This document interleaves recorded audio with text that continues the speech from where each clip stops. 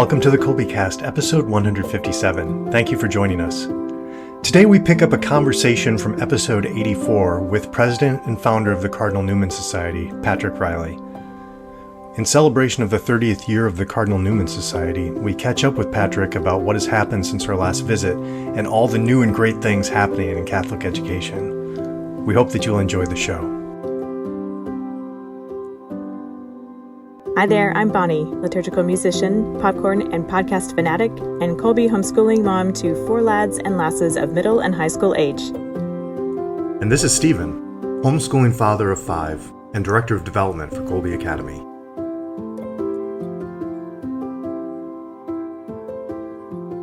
Hi, Stephen. How are you? Doing very well. This is finals week at Kolbe, so everything is wrapping up from a school year perspective. Looking forward to the summer coming up here. Isn't that something? I think time has sped up here in the last few weeks, and it's going faster all the time. Yes. Definitely. It's hard to believe that we are at this point in the school year yet. Here we are. Okay. So you know me, and I'm not much of a statistician. I leave that mostly to you to look at our statistics and things. But I do know that our guest today was featured on one of our most downloaded episodes ever of the Kolbecast. We are very happy to welcome back Mr. Patrick Reilly, founder and president of the Cardinal Newman Society. Hello, welcome back to the Kolbecast. Nice to see you again. Hello, thank you. It's great to be back with you, and it's a great program, and love everything you're all doing. So glad to be here. Thanks very much. It's good to get to talk to you again. It's been a couple of years since we talked to you. That was episode 84. And of course, we'll link that in our show notes. So if folks want to go back and listen to that one and hear that conversation, that was a great conversation. We're hoping to kind of pick up from there and also catch up a bit. So it's a big year for the Cardinal Newman Society, celebrating your 30th anniversary. When you think about 30 years of the Cardinal Newman Society, what comes to mind with that? Would you reminisce with us a bit about that? Oh, well, yeah, for me, it's so much because it's really 30 years of my life. I started the Cardinal Newman Society with some other college graduates just as I was finishing up just after I finished up my master's degree. So really, everything I've done since my college years has been somehow wrapped up with the Cardinal Newman Society. It was more of a volunteer thing for several years until I went full time with it. But it's been my life, and I'm very happy. I'm very grateful for it. It's hard work, and it's taken a long time to really get to where we are today. And but we have, and God has blessed this work in every way.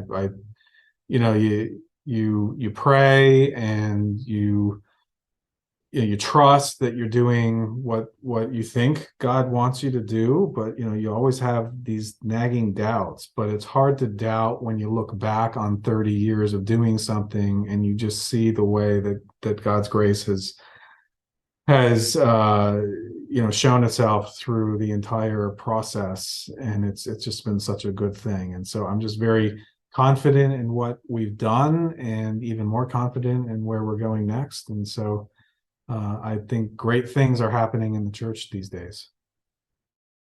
Yeah, I was just speaking with one of our other co-hosts who wasn't able to join us today, Jordan, this earlier in the day, and we were talking about how what a valuable thing the Newman Guide has been, and what would our world be like if it wasn't there, because it has. I mean, I don't think there's anything that's in its place. It's something that is bringing this awareness of great education and doing all the good things, right?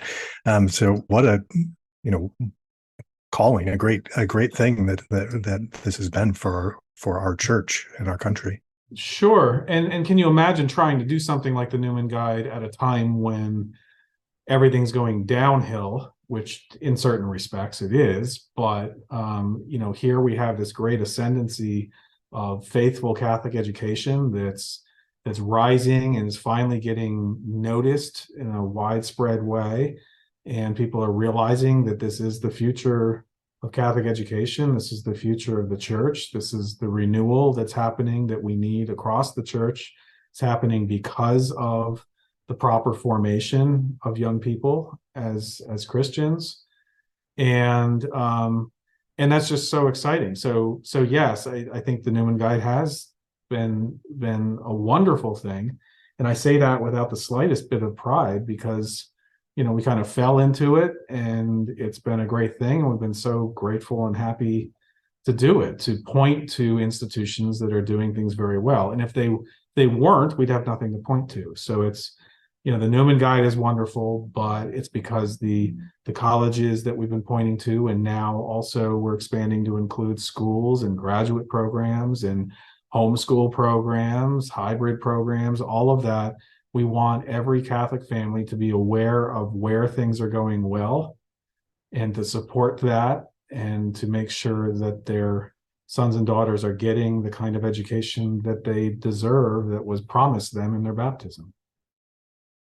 As you've been reminiscing a bit, I was thinking about the benefit to each of the schools that are listed in the Newman Guide, how that has fostered connection among them, probably in a way that maybe would have been far more challenging for them on their own, being spread out across the country as they are. Have you seen some of that come together? Yes, one of the great things I love about the Newman Guide is, you'd wish there were more institutions in there. And increasingly, there are institutions that just keep getting better and better. But every one of the institutions in the Newman Guide that we recommend, and every one of these, schools, homeschool programs, everything that we look at, they're all very distinct and different in their own ways, right? And not just regionally because of where they're located. That has a lot to do with the experience, but also just the way that they come at their curriculum, the student life, everything. It's all very different and distinct, and yet they all have this, this one common devotion to teaching the faith. And so it just helps you to recognize the universality of the faith, that we do come at these things in different ways, and everyone's going to find benefits in certain institutions and not other ones. And that's just great. I mean, I love the variety of the institutions, and yet the unity at the same time, right? That's the church. I'm very curious about that myself, because I see in our church as well, this happens, I think, all throughout that there's this balance between competition. And recently in our Kolbe discussions, we've been talking about the word emulate. We're to kind of a competition, but basically maybe or a competition looking at kind of facing each other, not exactly what you want. You beat the other person, but like pushing each other to be better, to be the best that you can, to be what God has called you to be. Kind of, we were chatting beforehand, like the kind of some of the rivalry between Dominicans and Franciscans at times. But I was curious, because you have the big picture of what's going on in the Catholic educational world. Do you see, is it shaping up to be more of a, yes, we're in this together, we're this, we do our own thing, and we're the best at this thing, but less of that, we're better than them sort of thing? I don't know exactly how to put that, but Sure. And I think you captured it right, in the sense that, the competition is healthy in a certain sense. And so it's good for them always to try to be looking at what's good, and to say, oh, wow, we should be doing that, and so we want to do it well. Competition's unhealthy when you're dragging others down instead of lifting everyone up. And so, I think, all of the colleges we recommend borrow from each other, and see what's being successful in one place and maybe unsuccessful elsewhere. And that goes to all kinds of practical things, as well as, the most important things, how they live out their mission. And so, we're seeing this great classical movement, coming along, right? And certainly Kolbe is very much, at the heart of that. And to be honest, a lot of that has come up through the Protestant churches and through the Protestant communities, and yet there's something so distinctive and so incredibly valuable about how it plays out within the Catholic circles, because we have not just, a great foundation from 2,000 years ago or 3,000 years ago, but we have everything in between.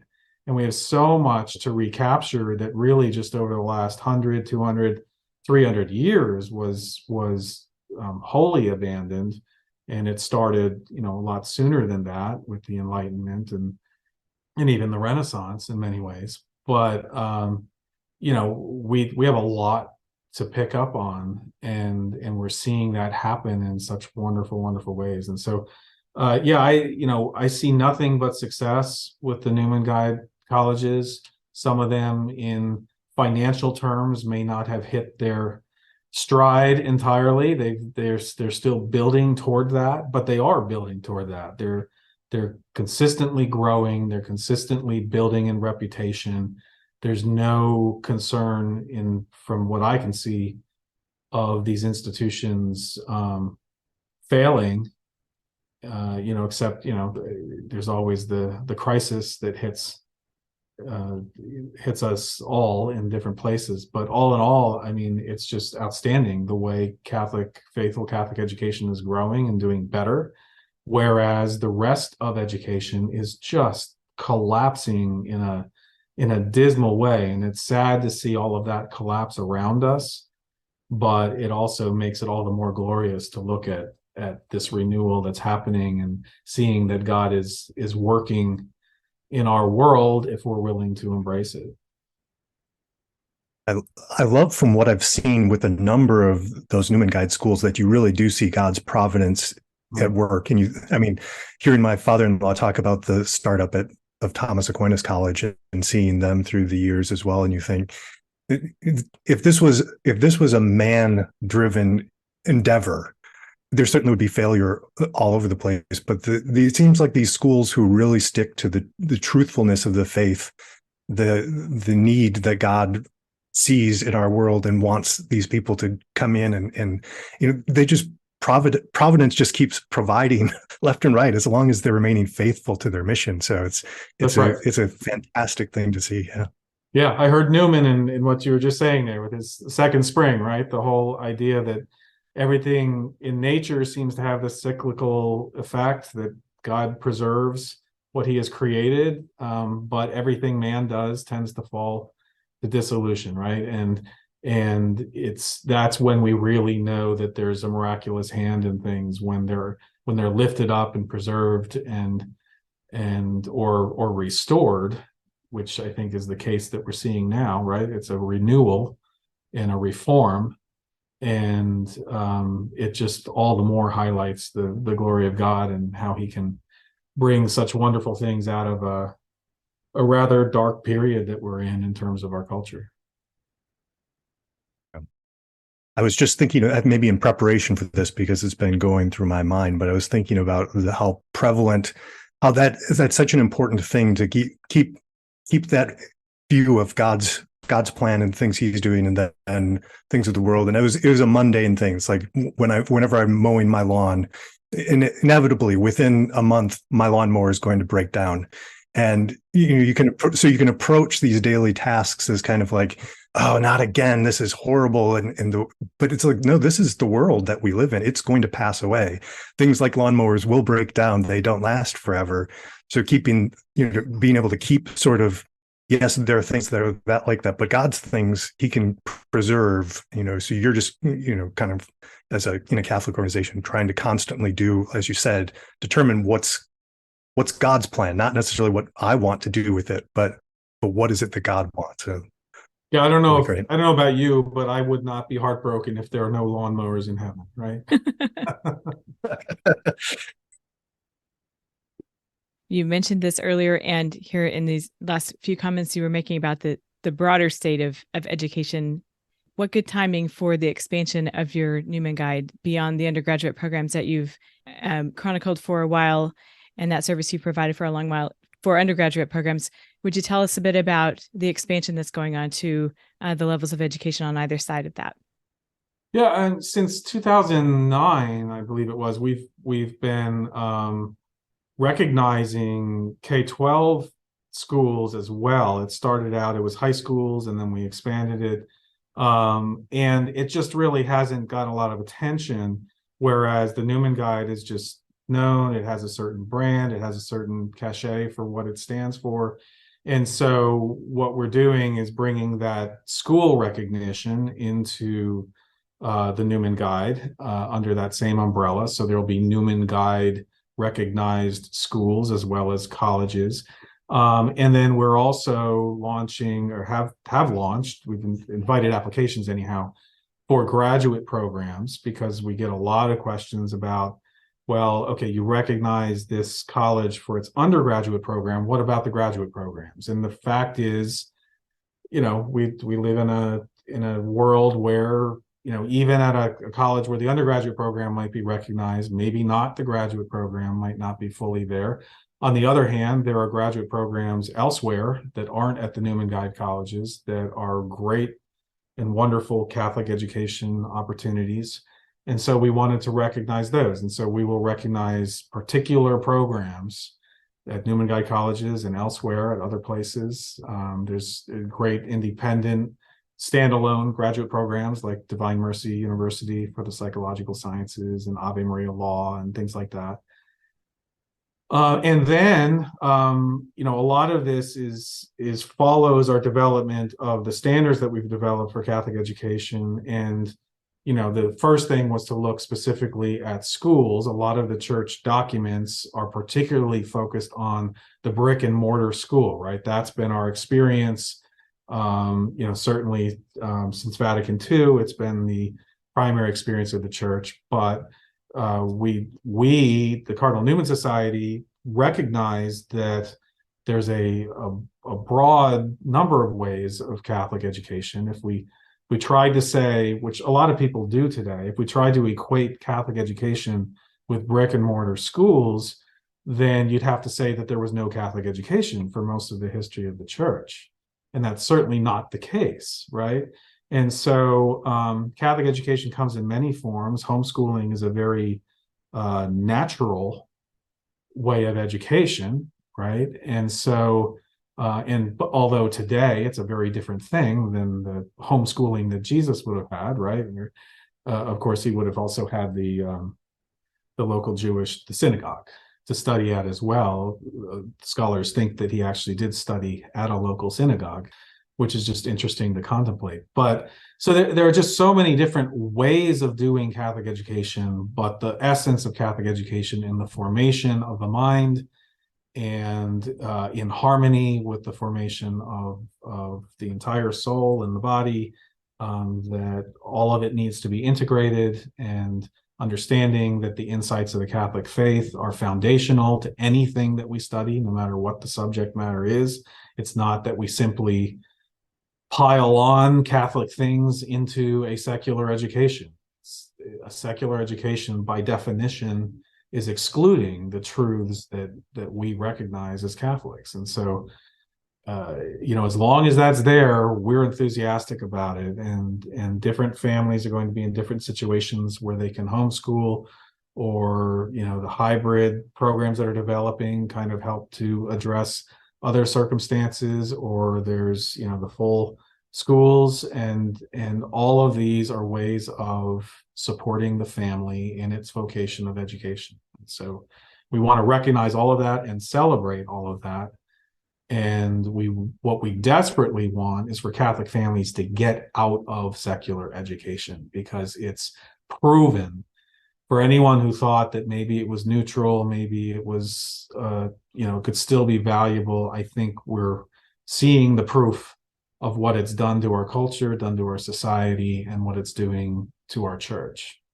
And so we need young people to get a truly Catholic formation. Seems like it'd be quite a challenge, though, for those different areas, because like when I look at like the Newman Guide college list, it was like, okay, these are undergraduates. You need to look at the environment that they're in, the availability of the sacraments, whether they've got Catholic. But then in both directions, as you're saying, you've got like graduate schools where chances are you're not going to be living on campus, or for many of them in the same way that you would, or the regional quality of a lot of the, the more brick and mortar style, at least high schools or K through 12 schools or whatever.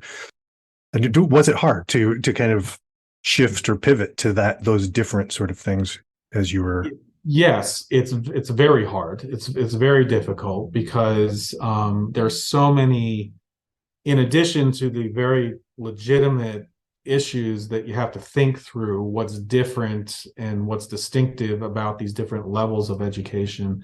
There are also all of these assumptions that are just out there. You know, you'll hear constantly that, well, college is, we don't do catechesis in college. We do catechesis K-12, and then catechesis ends, and then you go to college and you do theology and you think about the things that you learned in catechesis.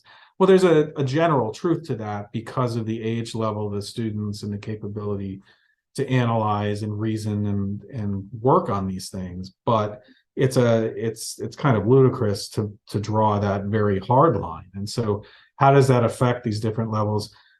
What we've done over the last few years is to work on developing these standards of Catholic education for everything, that starting with the Catholic school, K-12, what does it do? And what, you know, whether it's admissions, athletics, the academics, the the liturgical life, all of these things, as a Catholic institution, what should be expected of every Catholic education, whether it's homeschooling, whether it's a school, whether it's, you know, any kind of form. And as we've been able to look at that and gather this from the principles that are taught by the church and all of the church documents, we've identified some very strong and clear standards that I think it's surprising how directly they do apply to the other levels. It's not all that different. I mean, the principles of selecting the literature that's going to be taught, or even on the shelves of the library at a school, aren't really any different than the principles for the same thing at the college level. However, you're doing it within the context of the age appropriate context for the students. And so some things do change in the particulars, but not in the principles. And so Catholic education is really the same when you start to look at it across all of these different methods and age groups.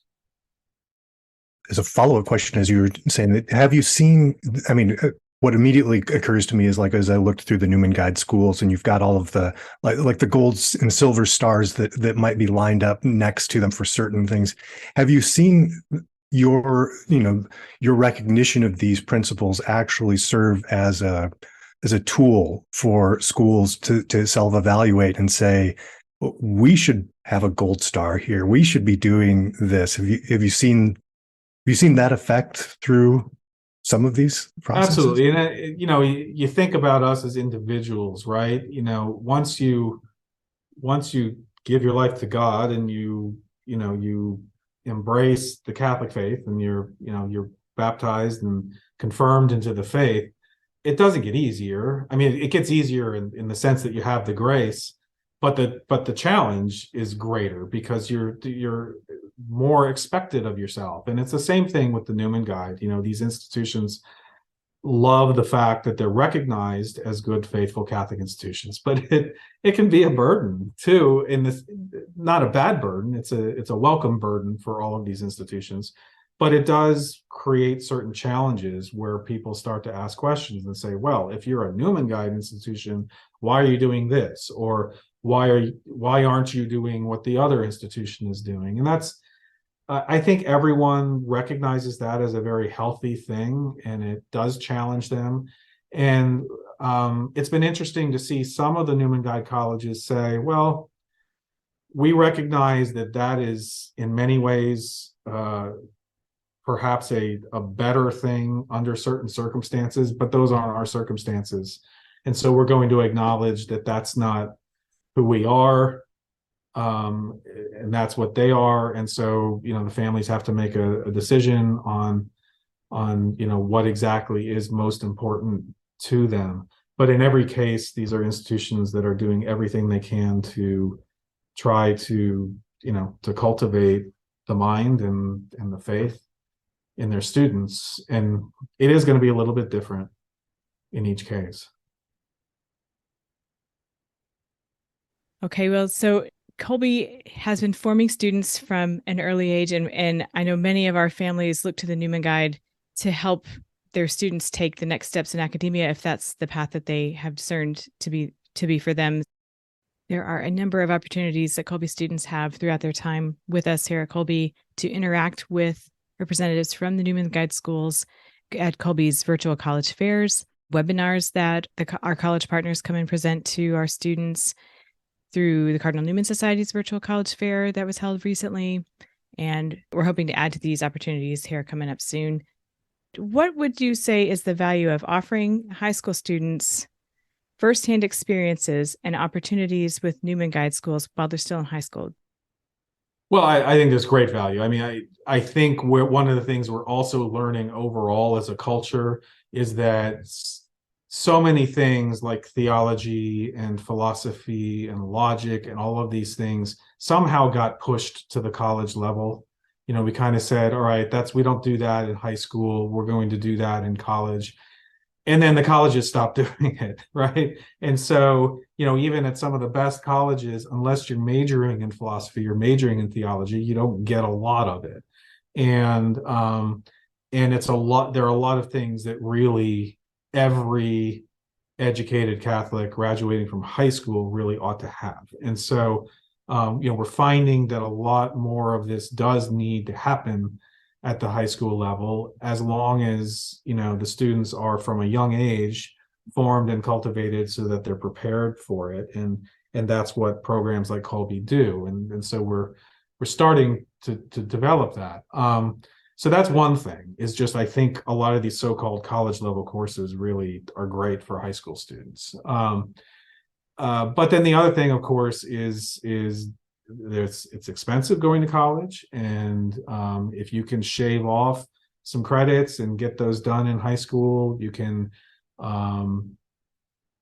you know, even knock off a year of your college or do something like that. That's great, right? Get started on these things.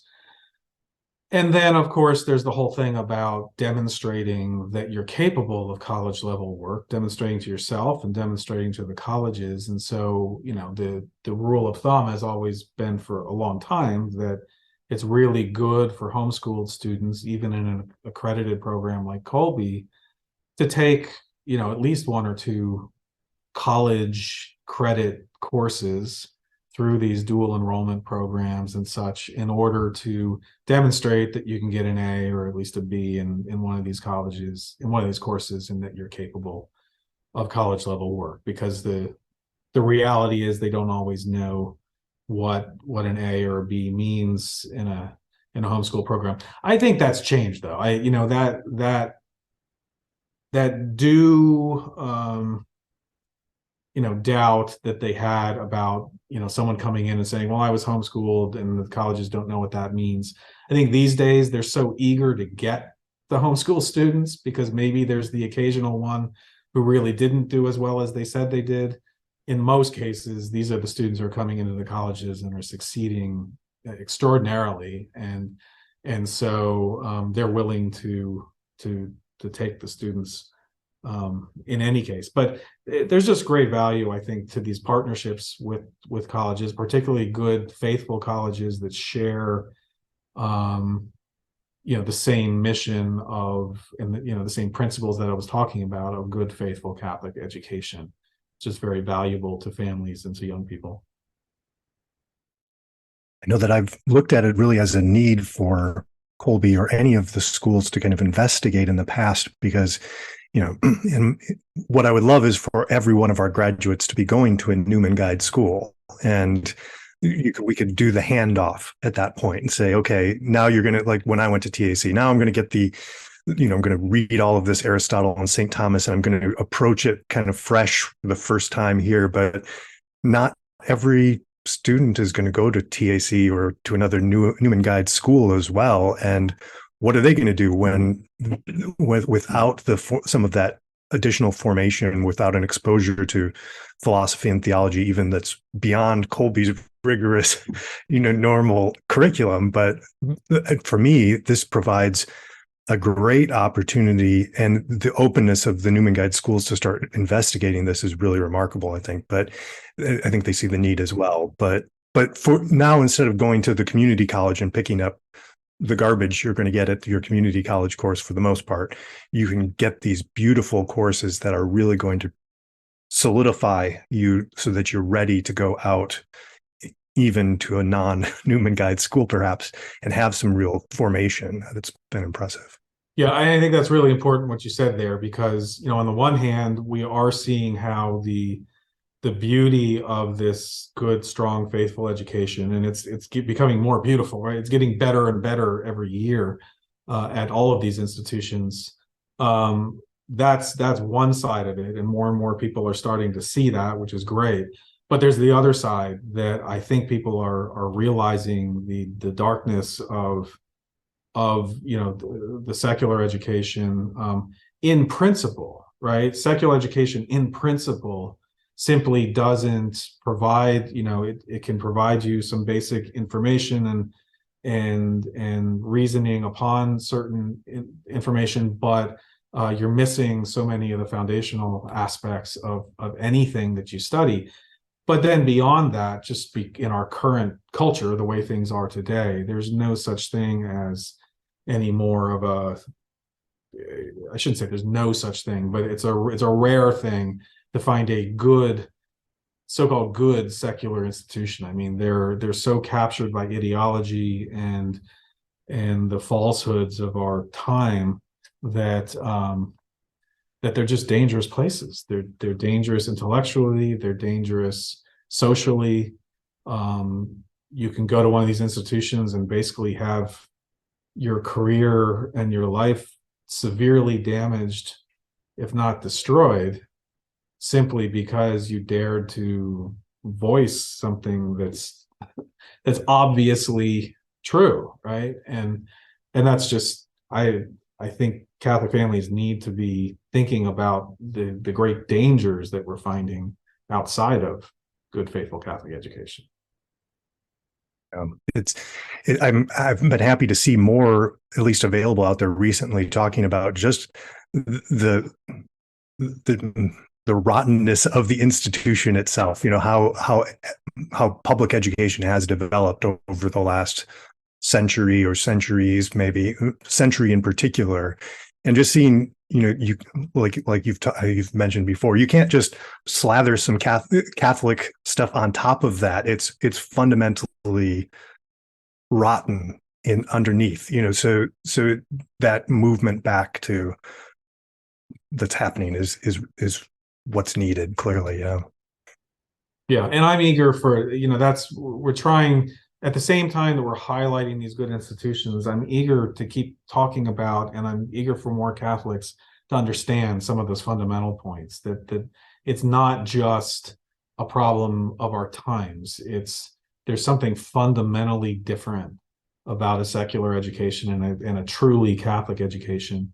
And there's something very dangerous that can happen in a secular education, but even worse in a Catholic, so-called Catholic education that's presented as such, that's truly secular. And so I think more and more people are seeing that, and we just need to keep talking about it. Well, for a while now, Kolbe has had a partnership with the University of St. Thomas, which is a Newman Guide school, University of St. Thomas in Houston, for some dual enrollment opportunities. Kolbe students have been able to take courses through the University of St. Thomas and earn college credit through a dual enrollment program. We actually had the pleasure of visiting with Dr. George Harne from the University of St. Thomas on episode 109. So I'll link that in our show notes for that great conversation. We've talked about dual enrollment a few times on other episodes. One that comes to mind is number 148, Engage and Apply, with some of our Kolbe folks here, Megan Lingle and Everett Byarski and Tony Gizaldo. And also on episode 127 with Kimberly Farley of the Classic Learning Test, we had some good conversations about dual enrollment. So Kolbe has been offering some dual enrollment opportunities and is looking to build upon those. And actually now, as soon as going to be offering a concurrent enrollment option, which, to take a second to define our terms a bit, it depends on which institution is teaching the course. So the dual enrollment course is taught by the college institution. The concurrent enrollment is taught by, in our case, Kolbe, specifically theology courses for now, and students have the opportunity to earn college credit for those while still taking Kolbe courses. So there's going to be more information coming out about that new program. Stephen, do you want to say anything more about that?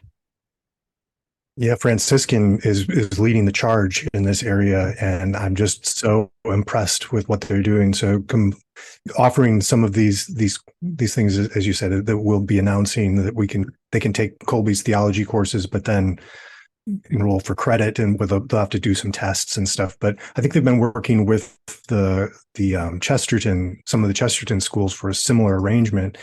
And just really grateful for them to consider this. It's something that's really needed, I think, in our schools. And then we don't have to go out and try to recreate the wheel, trying to come up with great college courses when we're a pre-K through 12 school. I'm really excited. I'm really excited about it. Yeah, I love that. Yeah, it sounds like a great opportunity, and to see the opportunities that are forthcoming for future students to earn college credit for the Kolbe studies. I'm delighted to hear that. I think that's great. Yet another wonderful development. That's great. Yeah, it's one of the things that we're hoping with this, expanding sort of the understanding of what Newman Guide School is, right? That it's not limited by a level or a particular method, but it's about the type of education formation that's being provided. We're hoping that actually builds even more of this synergy, right, among all the levels and all the institutions, that we're all engaged in the same fundamental mission, and that is promoting and renewing faithful Catholic education. We're all doing this together, and we all have our different roles. And, I would love to see, ultimately, most, if not all, of the graduates of Newman Guide schools or homeschool programs attending Newman Guide colleges and then Newman Guide graduate programs, and even the parents enrolling in the Newman Guide graduate programs, and just have this understanding of, it's not a brand in the sense that, the Cardinal Newman Society has any direct role in these institutions, but it's a brand in the sense that they see that seal, they see that mark, and they understand that this is someplace that's truly devoted to good, faithful education.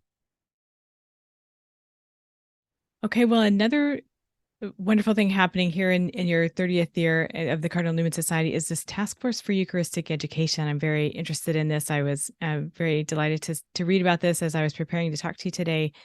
Could you tell us a bit about this, how it came to be and why, and who all is involved and so forth?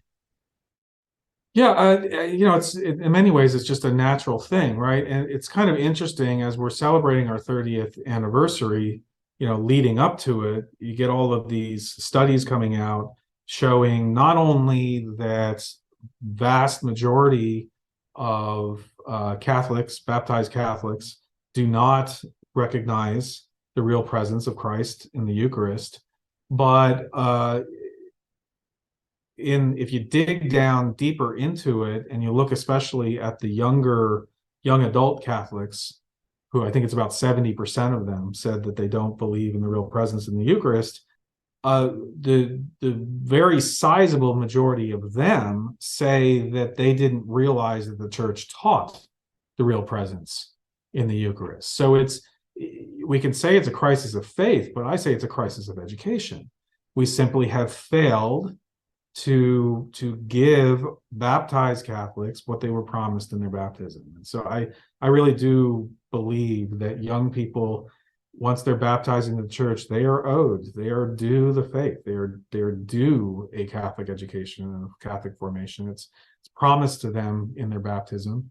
And so it's incumbent on the church and on the families to provide that and to ensure that. And so, we need to make sure that families have good opportunities for that, and that's building up these schools and colleges. So it all fits right into what we're doing. And so, we launched this task force for Eucharistic education because we saw so much of the conversation around this crisis of faith and crisis of education. And, there are a lot of great things being talked about, how to renew an understanding and devotion to Christ in the Eucharist. And a lot of it had to do with the liturgy, which is extremely important. A lot of it had to do with catechesis and simply getting out there and doing a better job in our CCD programs and in homilies and in other ways. But there was very little talk about Catholic education per se, in the sense of the total formation of young people. And we launched the Task Force for Eucharistic Education to try to mobilize Catholic educators in particular, but also students, parents, researchers, any kind of scholar, anybody who could develop programs through the Catholic education that would help to strengthen devotion to Christ and the Eucharist. And so part of it is obviously to support and to help this renewal that the bishops have called for. But it's also, on the other hand, to highlight what is being done and the importance of Catholic education in this whole renewal, that Catholic education needs to be central to it. And unfortunately, it's not been talked about in that way. In part, I suppose, because so few Catholics today are attending Catholic schools, but we need to stop thinking about enrollment in Catholic schools as the challenge. That's not the challenge. The challenge is forming young Catholics in the faith. That's the challenge of Catholic education.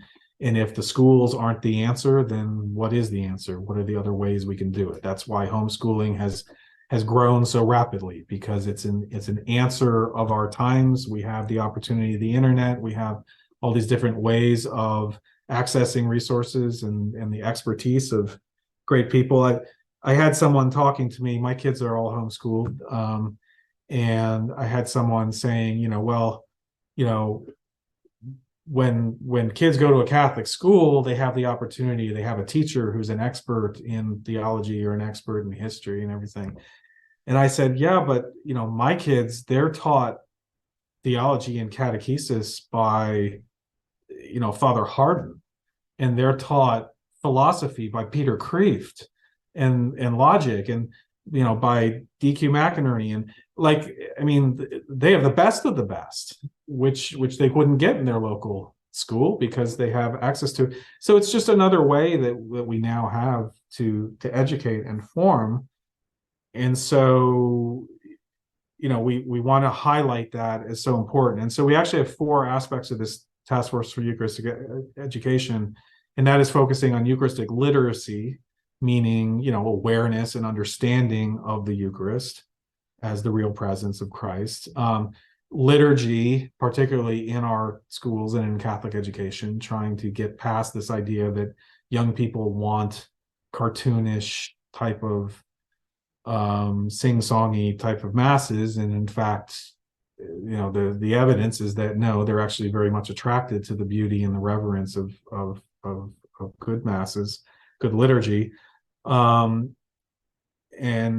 devotion, promoting Eucharistic devotion, adoration.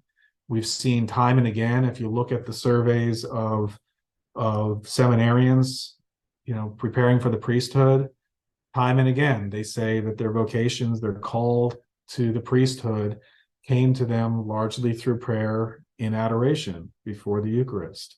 And so the Mass, of course, is the source and summit of our faith, the Eucharist, but adoration, is extremely important. And in addition to that, and then finally, Eucharistic living, this idea that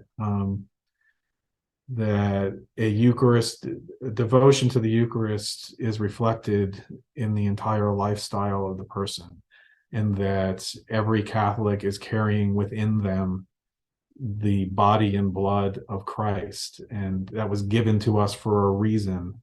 It's not just some kind of sidelight of being Catholic. It's not the freebie you get when you decide to get in line, right? It's so much more than that. And helping young people to understand that is vital to renewing a devotion to the Eucharist, because otherwise, they don't understand why Christ, provides himself in that way. And so to this end, you have assembled a lot of folks to help you with this, and they have all been contributing lots of resources. There's a significant section of the Newman Society website, which of course we'll link in our notes, all kinds of resources, and then it's broken down into sections for families and parishes and schools and several different sorts of cohorts. I guess it would be maybe a word, although that word is kind of getting overused anymore, isn't it? But there's such a volume of resources there. It seems like it would be ideal for families looking to participate in this Eucharistic renewal to draw upon some of these resources here in their homes, take them to their parishes, interact with their homeschool groups and things like that. All kinds of ways to do that. How has that gone, assembling all these fine resources and all these fine folks helping you? Oh, it's been great, and we're continually seeking out these projects. A lot of the schools or colleges or individuals who we talk to, and we encourage them to submit a project to put up there, they'll kind of say, well, we don't really need the recognition. Thank you. That's really nice. But it's not just about recognizing the people who are doing this. It's about sharing the ideas, sharing the projects, helping other people to see them, and simply just the quantity of it and the awareness that so much of this is happening around the country is such an inspiration and an encouragement to people who are regularly beaten down by the culture and even by the things happening within the church, and feeling like, maybe things are going away. Maybe the Catholic faith is somehow disappearing from American life. And we've certainly had our challenges, but when you look at this and you see what's going on in Catholic education and the revitalization and the fact that there really are good things happening, I love hearing from the older people who look at it and say, I had no idea this was going on. This is what I remember from the 50s, from the 40s. And it's still happening today, and that's just such an encouragement to me, even if I don't see it in my own parish. I've been participating in our rural Arkansas parish here over the last couple of years, but getting involved in faith formation and things, and it's really just lovely to me to see. And I guess this is largely, I say this with the inspiration of Monsignor Shea and some of his people there who were talking about we're in a post-Christendom era. But to see people's desire for first the love and forgiveness of our Lord usually is where it seems like it starts out, that they don't even think about that at first. It's just like, well, I've always been going to mass, or oh, this is what our family did. And all of a sudden it's like, okay, there's God that loves us. And then you start getting, but then as soon as they get to that point where they see, okay, yes, this is a personal thing. And then they understand what the Eucharist is, and they start to see, okay, this is what's going on at Mass. And this is why we're supposed to be quiet and not jump up and start socializing in the pews right after Mass gets over, because we're tabernacles now. We've received, and they love it. They get excited about it. You can just see it for them. So I'm glad that there's this effort to really bring that out, because no wonder why even though the church is, I think, making a strong comeback now in many ways, no wonder why we're languishing to a certain extent if people don't even know that what the Eucharist is, and that it's there in our church. Exactly. They don't know. I mean, I think that's the key thing. They don't know what, right? This is even what Christ said, right? They know not what they do. And that's why Catholic education for me is the answer, right? They don't know, but God's given us the window to knowledge, to understanding all of this and to knowing it. And we who have the faith need to give it to others, and we need to do everything we can to bring it to them. And it's just how I just can't get over how exciting and enjoyable it is when, like, I visit these schools or I talk to these homeschool parents about their life, and you meet the young people especially, right? And it's glorious, right? To see the results of when things are done right and done well. You really do end up with amazing young people, even in a culture that's pulling them constantly down. Even in these times, you end up with some just beautiful saints. I really think we're less than a generation away from seeing some really amazing examples of sainthood, because we're seeing young people who are formed well and are prepared for it and are ready to give themselves to Christ in an extraordinary way because of this kind of education that they're getting at Kolbe and other places. And the results we're going to see are probably far beyond anything we imagine today.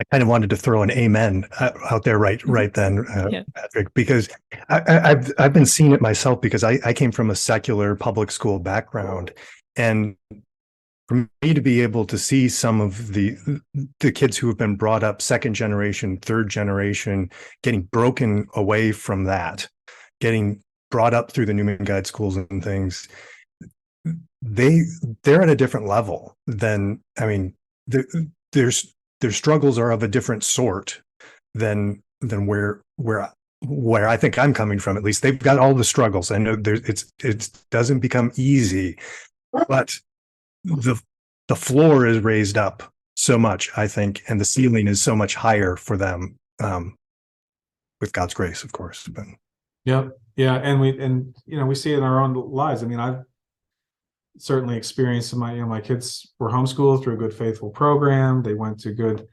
Newman Guide colleges, all of them undergraduate. My oldest is getting married next week, and he's marrying another Newman Guide college graduate. And yeah, it's just extraordinary. I mean, I try not to fill them with pride, so I probably don't say it as much as I could, but I watch them and I'm just so impressed by who they are and the way that they talk about things and how they understand things that simply, that's not where I was at their age, not even close. It wasn't where I was when I started the Cardinal Newman Society. I mean, these are just people who in every way are better, not because by nature they're better, but because they were formed better and they embraced that. They had to make choices. They had to embrace it themselves. But I'm just so happy and impressed to see that. For good reason. It gives so much reason for hope to see all the good things happening, to be able to highlight that and celebrate that at this point is a real joy. It doesn't escape me that this episode is going to air, if all goes to plan, just before the Feast of the Most Holy Body and Blood of Christ. So I love that the timing of that, taking this time to reminisce and celebrate the accomplishments and the service of the Cardinal Newman Society has really been a pleasure. I've referred to our show notes several times. We're going to have lots of stuff in our show notes, so I hope our listeners will check that out. We've got some articles from our Kolbe blog featuring Kolbe alumni who went on to Newman Guide schools, writing about their experiences, how Kolbe helped them in those future steps, and what their experiences at the Newman Guide schools meant to them. I've referenced a few Kolbecast episodes along the way in this conversation that I'll link in our notes. We have a resource from the Cardinal Newman Society, an ebook on teaching young Catholics to love the Eucharist that you all have shared with us and will make available to our listeners. At this point, do you have any final thoughts or takeaways you'd like to share with us? Wow, I have so many. Okay, have another hour?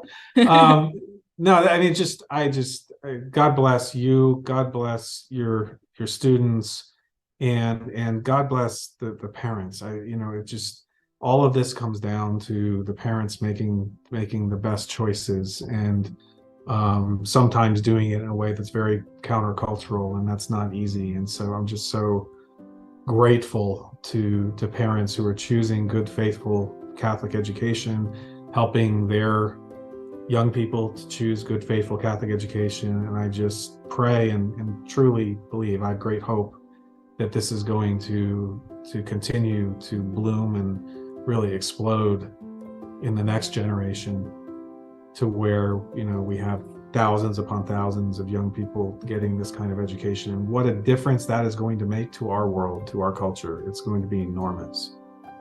Yeah. Yes. Well, we at Kolbe appreciate all the work of the Cardinal Newman Society and pray for continued blessings upon you all. Thanks so much for coming back to visit with us today. Thank you. Thank you so much. Subscribe to the Kolbecast on your favorite podcast app so that you don't miss an episode. And let us know how we're doing by leaving a rating or a review. And as always, feel free to email us at podcast@kolbe.org.